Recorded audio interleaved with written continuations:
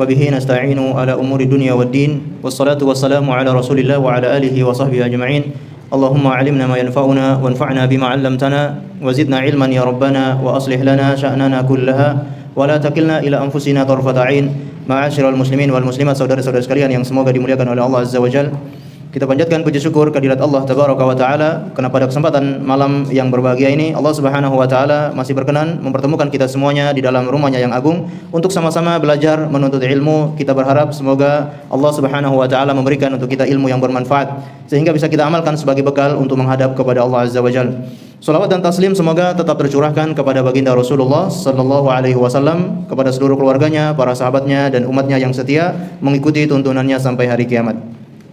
Ma'asyiral muslimin dan muslimat yang semoga dimuliakan oleh Allah Azza wa Jalla, seperti biasanya kita melanjutkan pengajian rutin di setiap hari Selasa membahas kitab Ahkamul Janaiz yang dikarang oleh Syekh Nasiruddin Al-Albani rahimahullahu taala.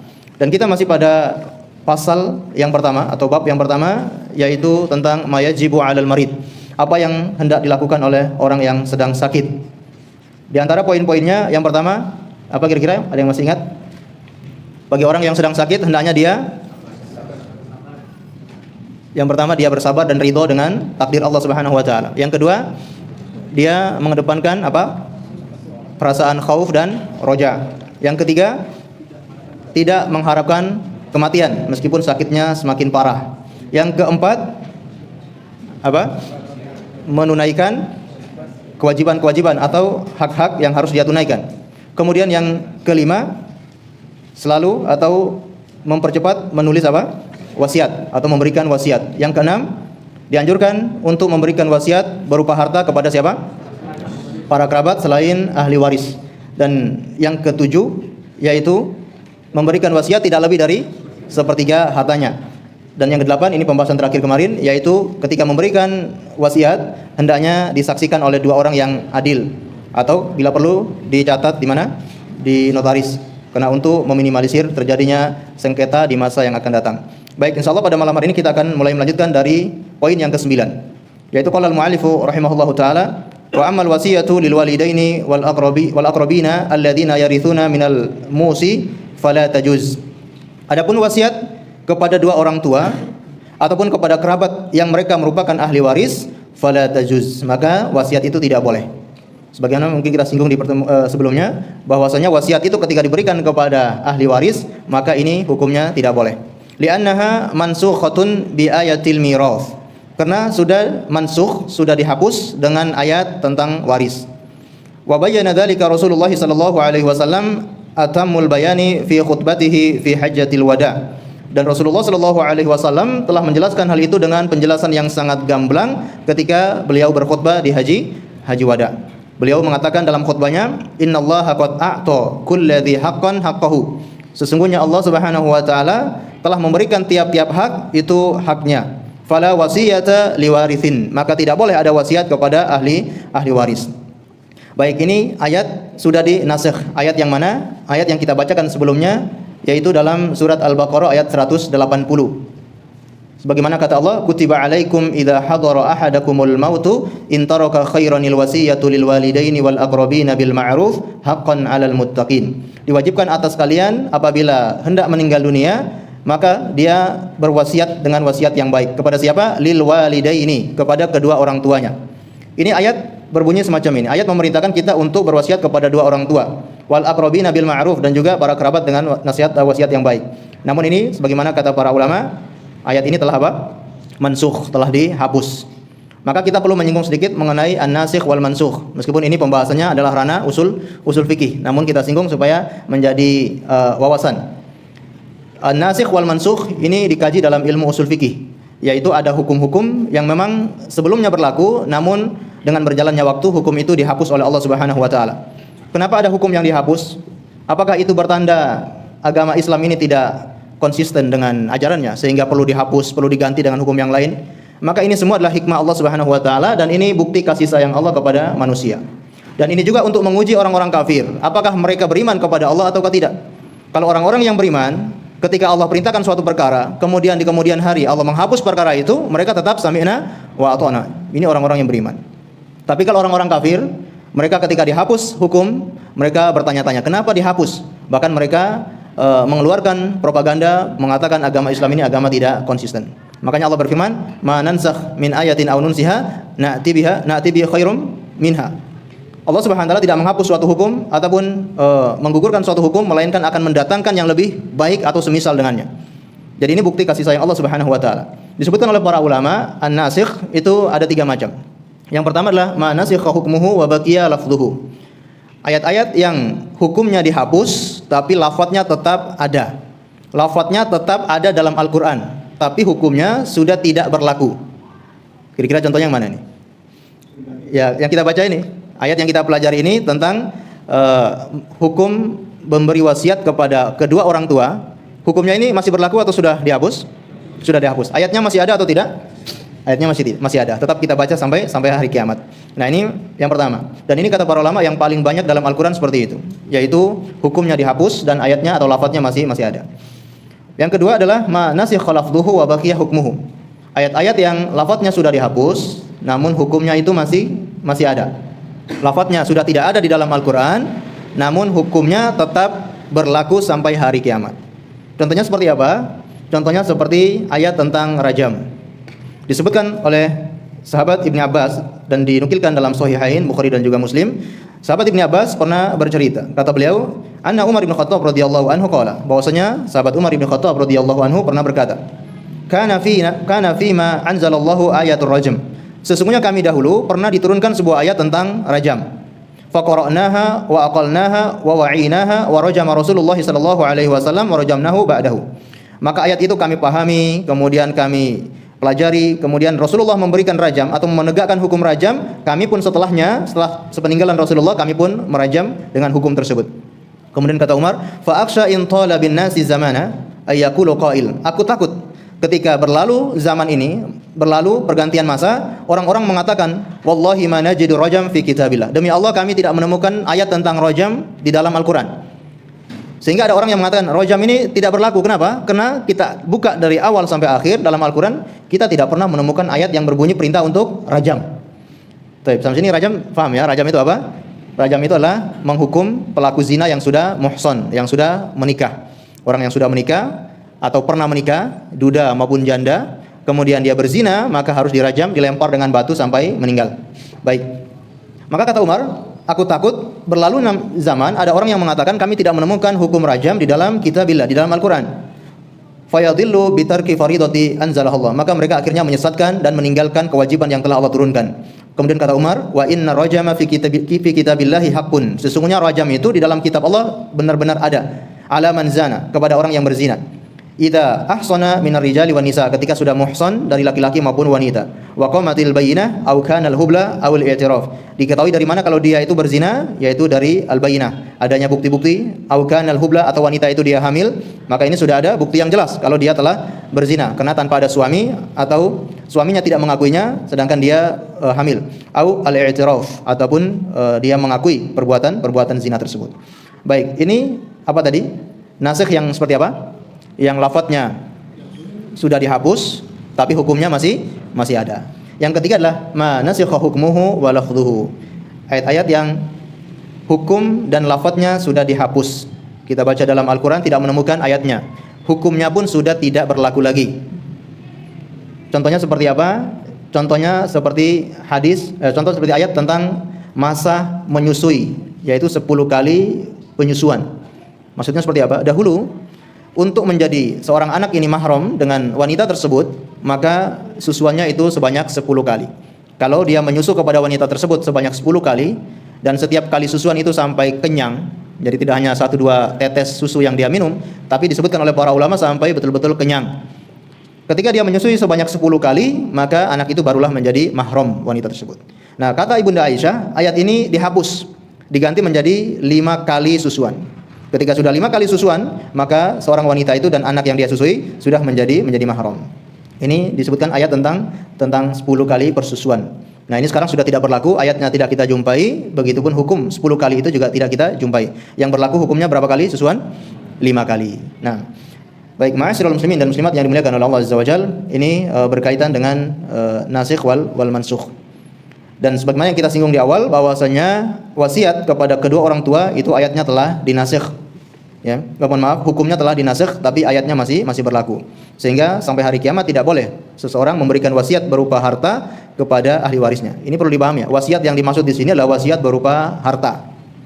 Dia wasiatkan misalkan sebelum meninggal dunia, sebidang tanah saya ini untuk anak saya misalkan.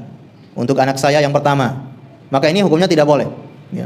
Atau dia wasiatkan rumah ini untuk istrinya. Tidak boleh. Kenapa? Karena mereka inilah ahli waris. Baik. Poin yang ke-10.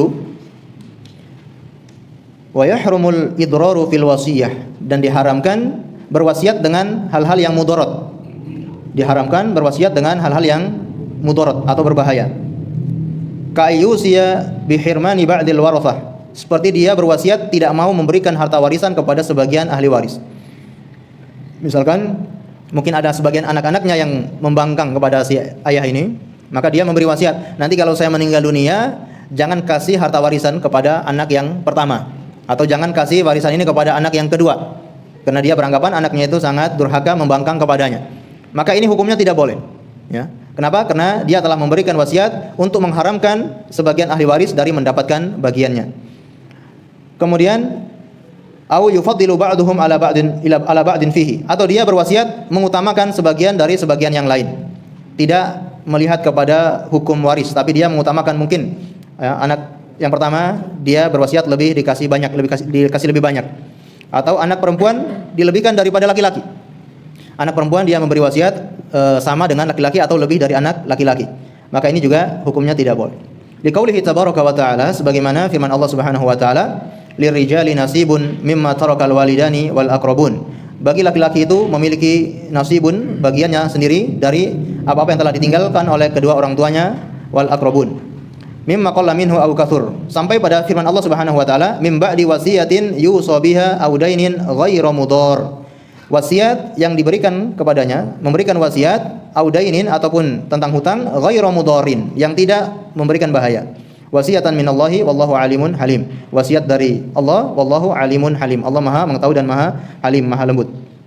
Baik, ma'asyiral muslimin yang dimuliakan oleh Allah Subhanahu wa taala. Jadi poin yang ke-10 ini, ketika seorang memberikan wasiat, tidak boleh wasiat itu mengandung mudarat, mengandung hal-hal yang berbahaya, baik apakah menghalangi bagian daripada ahli waris ataupun memberikan ke bagian yang lebih banyak dari ahli waris yang lainnya. Tidak sesuai dengan tuntunan yang disebutkan oleh Allah dalam warisan. Dan juga sabda Nabi sallallahu alaihi wasallam, la dharara wa la dhirar. Rasulullah bersabda, tidak boleh memberikan bahaya untuk dirinya sendiri dan juga kepada orang lain. Man dharra dharahullah wa man syaqa syaqqahullah. Barang siapa yang memberikan mudarat kepada orang lain, maka Allah akan memberikan mudarat kepadanya. Dan barang siapa yang menyulitkan kepada orang lain, maka Allah akan memberikan kesulitan kepadanya. Baik, ma'asyiral muslimin yang dimuliakan oleh Allah Subhanahu wa taala, ini poin yang ke-10. Poin yang ke-11, al-wasiyatu al-ja'iratu batilatun mardudatun. Wasiat yang mengandung kezaliman, maka hukumnya batilatun, batil, ya. Batal, mardudatun, dan tertolak.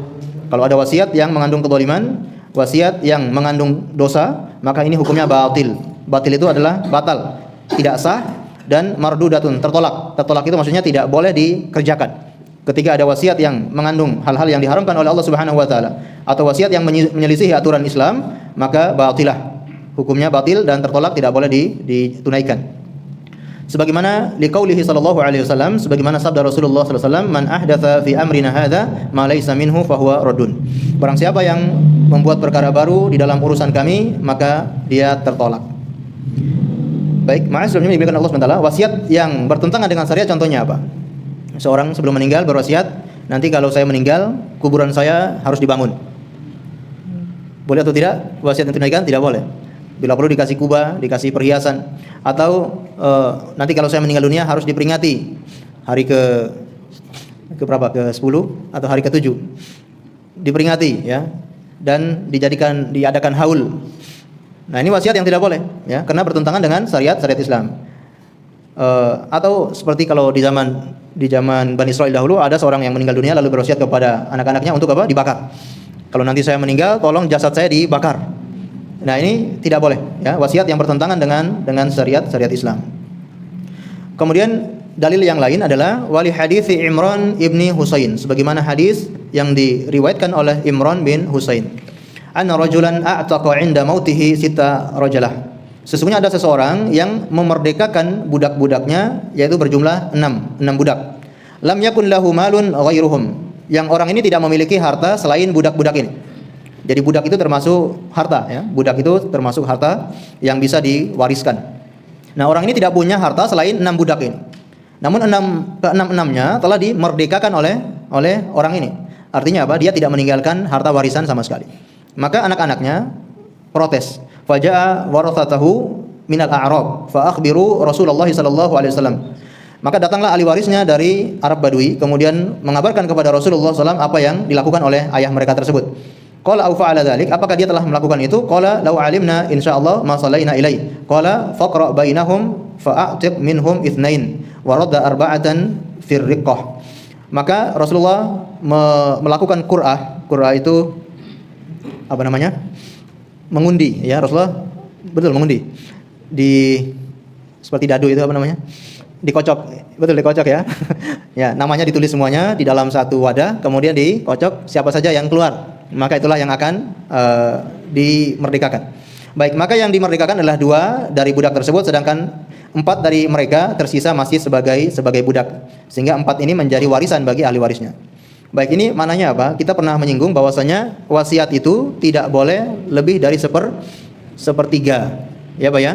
Nah ini dia memberikan wasiat untuk memerdekakan seluruh budak-budaknya. Berarti seluruh hartanya habis diwasiatkan. Maka di sini tidak boleh. Rasulullah memerdekakan 2, itu artinya sepertiga dari hartanya. Jadi ada 6, sepertiganya adalah 2 budak. Maka inilah yang dimerdekakan oleh Rasulullah sallallahu alaihi wasallam. Baik.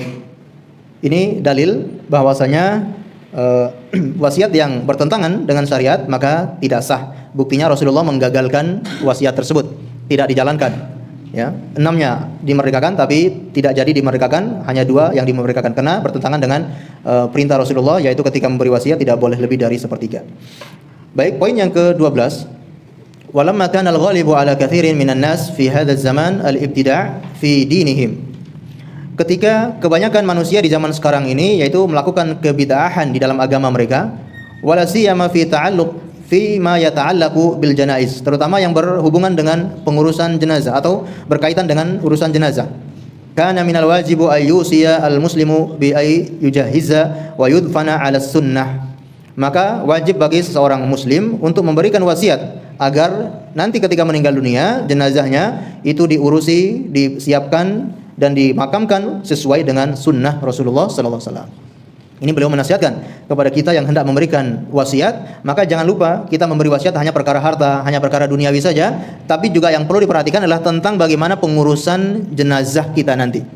Karena ketika seseorang meninggal dunia, dia tidak tahu bagaimana jenazahnya itu diperlakukan, diurus seperti apa, modelnya bagaimana dia tidak tahu. Maka dia wajib, di sini kata beliau, wajib untuk memberikan wasiat agar jenazahnya diurusi, dikafani, dimandikan, dikebumikan, dikuburkan itu sesuai sunnah Rasulullah sallallahu alaihi wasallam.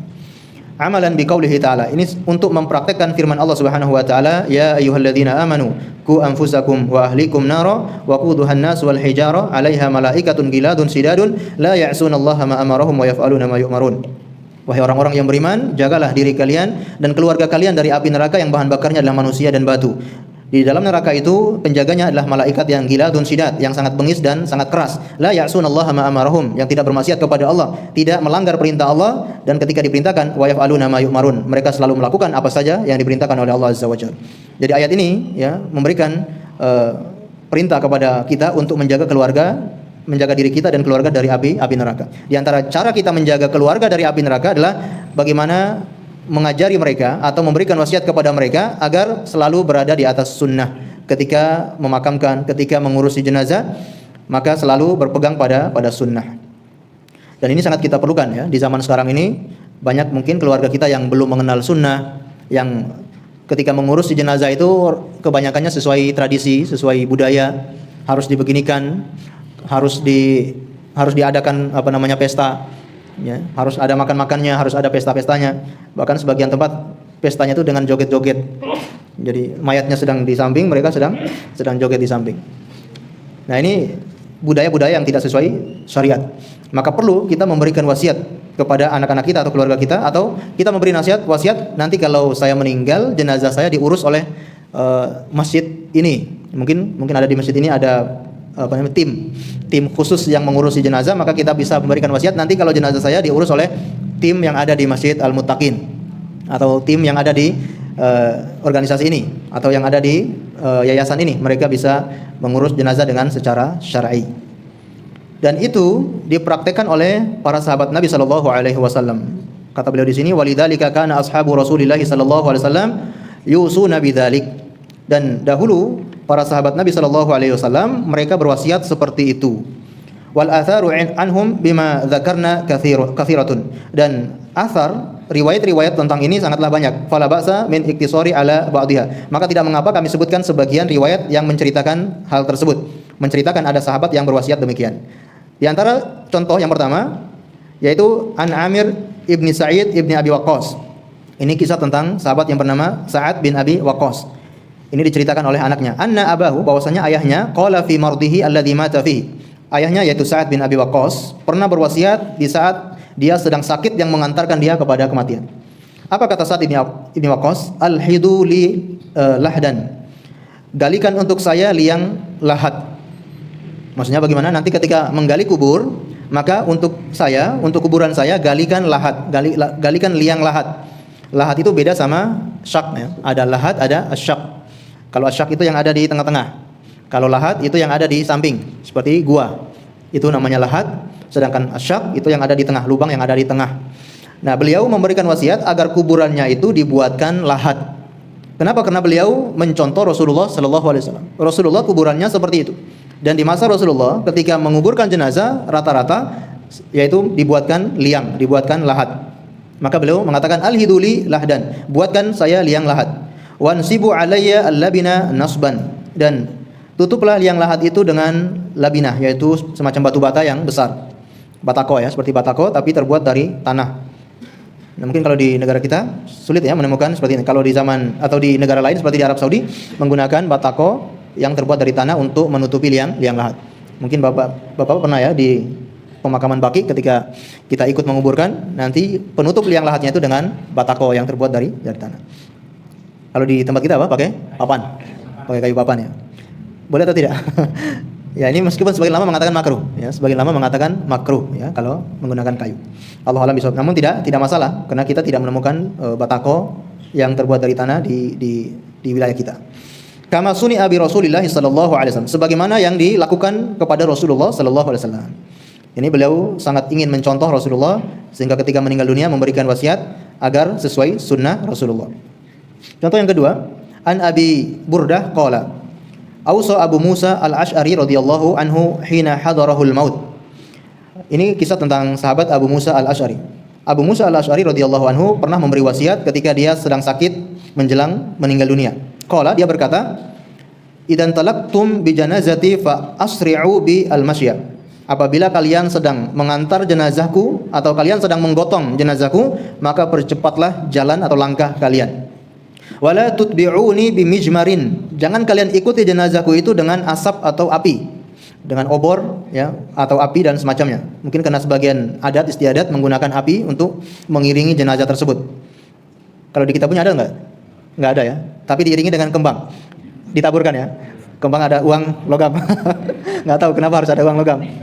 Hah? Beras kuning. Dulu kalau masih kecil itu suka rebutan itu ya, uang logamnya. Nah, ini semacamnya asap ataupun api ataupun apa saja yang dipakai untuk mengiringi jenazah. Wala taj'alanna ala lahdi syai'an yahulu baini wa bainat turab. Jangan kalian menghalangi aku dengan tanah sesuatu apapun. Artinya jasadnya harus menyentuh tanah. Jangan sampai ada penghalang antara dirinya dengan tanah. Betul-betul jasadnya menempel dengan tanah. Nah, kalau yang tidak menempel dengan tanah itu contohnya kalau dialasi dengan peti ya, dialasi dengan peti ataupun kuburannya dicor di bawahnya itu dicor terlebih dahulu, maka ini beliau mengingkari hal itu karena hal itu tidak boleh. Apalagi dengan menggunakan peti ya. Kalau tanpa ada uzur maka hukumnya haram. Seorang muslim ketika menguburkan jenazah menggunakan peti kalau tanpa uzur maka hukumnya haram ya. Kenapa? Karena dikhawatirkan itu tasabbuh ya, tasabbuh bil kufar, menyerupai orang-orang kufar. Orang-orang kufar ketika menguburkan jenazah menggunakan peti, maka seorang muslim tidak boleh menyerupai mereka, melainkan dia harus menyelisih mereka. Dan dicontohkan oleh Rasulullah yaitu harus menempel. Bahkan mungkin bapak-bapak yang pernah menguburkan jenazah, wajahnya itu harus dibuka dari kain kafannya dan ditempelkan di tanah. Nah, ini termasuk sunnah Rasulullah. Jadi biar nempel. Nah, kalau menggunakan peti tanpa ada udzur hukumnya haram. Tapi kalau ada udzur, maka di sini sebagian ulama memakruhkan, sebagiannya membolehkan. Udzurnya contohnya apa? Kalau di musim kemarin ya, musim corona ataupun apa lagi? Kecelakaan yang hancur lebur ya. Hancur, sulit untuk digabungkan, atau tanah kuburannya itu betul-betul berair. Tanahnya betul-betul berair, bahkan atau mungkin ada binatang buas yang akan menggali tanah tersebut dengan mudah. Maka di sini ada udzur, boleh menggunakan peti. Atau sebagian ulama mengatakan seperti wanita yang tidak punya mahram. Di saat tidak ada kain sama sekali, tidak ada kain kafan, kemudian wanita tidak punya mahram, dianjurkan untuk menggunakan peti menutupi aurat wanita tersebut. Allahu a'lam bishawab. Nah, ini sahabat Abu Musa Al-Asy'ari berwasiat agar kuburannya, jasadnya nanti itu betul-betul menempel dengan tanah. Wala taj'alanna 'ala qabri binaan. Ini beliau tegas mewasiatkan. Jangan kalian membangun di atas kuburanku. Nah, ini para sahabat saja berwasiat seperti itu ya. Maka kita yang jauh keimanannya dengan mereka, jauh level kita dengan mereka, ya, kenapa kita harus membangun kuburan? Mereka saja tidak ingin membangun kuburan. Dan kalau kita lihat ya, kuburan para sahabat Nabi sallallahu alaihi wasallam, misalkan di Syuhada Uhud, kemudian di Baqi, itu sekitar 10.000 lebih yang dimakamkan di Baqi. Para sahabat sekitar 10.000 lebih itu dimakamkan di Baqi. Termasuk seluruh istri-istri Rasulullah kecuali Khadijah. Seluruh istri Rasulullah dimakamkan di Baqi kecuali Ibunda Khadijah. Sahabat Utsman bin Affan ya juga dimakamkan di Baqi. Namun kita tidak pernah melihat kuburannya seperti apa megahnya. Kita tidak pernah melihat bangunan kuburannya seperti apa. Karena mereka betul-betul menjalankan petunjuk Rasulullah SAW. Kuburan itu tidak boleh dibangun di atasnya, tidak boleh didirikan bangunan di atasnya. Dan ini yang diwasiatkan oleh sahabat Abu Musa Al-Asy'ari. Wa ushidukum anni bari'un min kulli haliqatin. Dan aku bersaksi, aku berlepas diri dari siapa saja wanita yang menggundul rambutnya. Siapa saja yang menggundul rambutnya karena bersedih atas meninggalnya beliau. Beliau berlepas diri kalau ada wanita yang sampai menggundul rambutnya. Au saliqatun, atau memukul-mukul wajahnya. Au khariqatin, atau yang sampai merobek-robek bajunya. Qalu, maka orang-orang yang mendengar wasiat itu bertanya kepada sahabat Abu Musa Al-Asy'ari. Qalu sami'ta fihi syai'an? Apakah engkau mendengar itu dari Rasulullah sallallahu alaihi wasallam? Apakah engkau mendengar yang engkau wasiatkan itu? Seperti itu yang diwasiatkan oleh Rasulullah sallallahu alaihi wasallam? Qala na'am, ya betul, saya mendengar itu dari Rasulullah. Artinya ini perkara dari Rasulullah sallallahu alaihi wasallam. Na'am min Rasulillah sallallahu alaihi wasallam. Ketika meninggal tidak boleh ya menggundul rambut, memotong rambutnya ataupun memukul-mukul wajahnya atau merobek-robek pakaiannya. Ini semua yang biasanya dilakukan oleh para wanita yang karena mereka sampai kehilangan akalnya ketika bersedih ada orang-orang yang mereka cintai meninggal dunia. Contoh yang berikutnya adalah Hudzaifah bin Yaman berkata, "Idza ana mittu fala tu'dhinu li ahadan fa inni akhafu ay yakuna na'yan." Ketika aku meninggal dunia, maka jangan seseorang mengumumkan kematianku sama sekali. Jangan ada yang mengumumkan kematianku. Fa inni akhafu ay yakuna na'yan. Karena aku khawatir itu termasuk perkara yang na'yan. Na'yan itu mengumumkan kematian. Wa inni sami'tu Rasulullah sallallahu alaihi wasallam yanha an na'i. Sesungguhnya aku mendengar Rasulullah sallallahu alaihi wasallam melarang yaitu mengumumkan kematian. Baik, ini beliau memberikan wasiat untuk jangan diumumkan. Kira-kira mengumumkan kematian hukumnya bagaimana? Haram? Mutlak haram? Baik, perkara mengumumkan kematian sekurang-kurangnya ada 3 pendapat di sini. Yang pertama adalah pemberitahuan. Jadi hanya mengumumkan pemberitahuan tanpa adanya ajakan, tanpa adanya seruan. Seruan itu maksudnya bagaimana? Yaitu mengajak, ayo mari kita sama-sama menghadiri jenazah ini, mari sama-sama kita ikut serta takziah karena orang ini sangat sangat bermanfaat, berjasa bagi kita.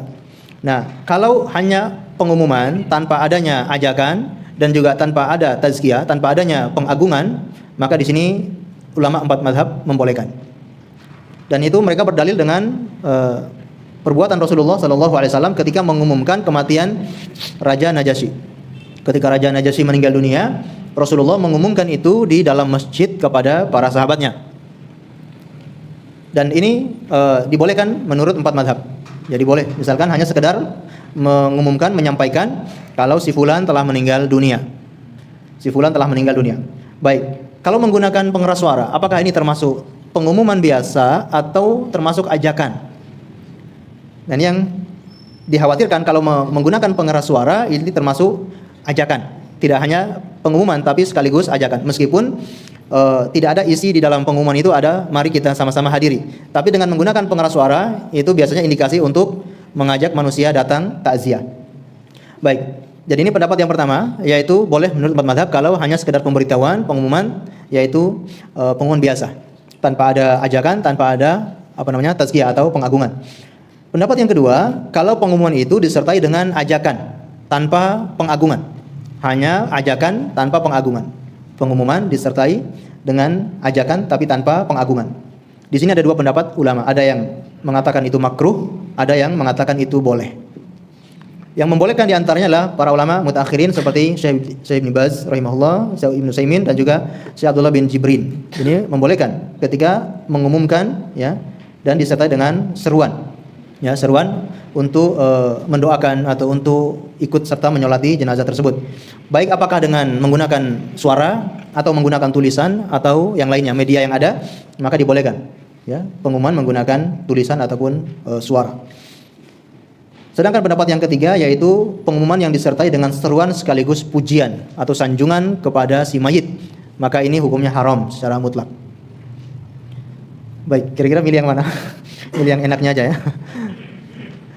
Baik, Allahu a'lam bishawab ya. Seperti yang kita sebutkan tadi ya, ada yang memakruhkan, ada yang membolehkan, dan kalau tanpa adanya ajakan dan tanpa adanya sanjungan pujian, maka insyaallah para ulama membolehkan. Baik, disebutkan di sini juga walamma sabaqa qala An-Nawawi rahimahullahu taala fi Al-Adhkar, dan juga disebutkan oleh Imam An-Nawawi di dalam kitab Al-Adhkar.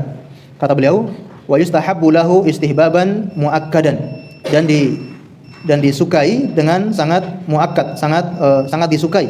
Ayusihim bijtinabi ma jarat al-'adatu bihi minal bid'i fil janaiz wa yu'akkidu al-ahda bidzalik. Kata Imam An-Nawawi, sangat dianjurkan, sangat dicintai, yaitu memberikan wasiat untuk menjauhi perkara-perkara yang merupakan adat istiadat, yang itu perkara bid'ah di dalam pengurusan jenazah.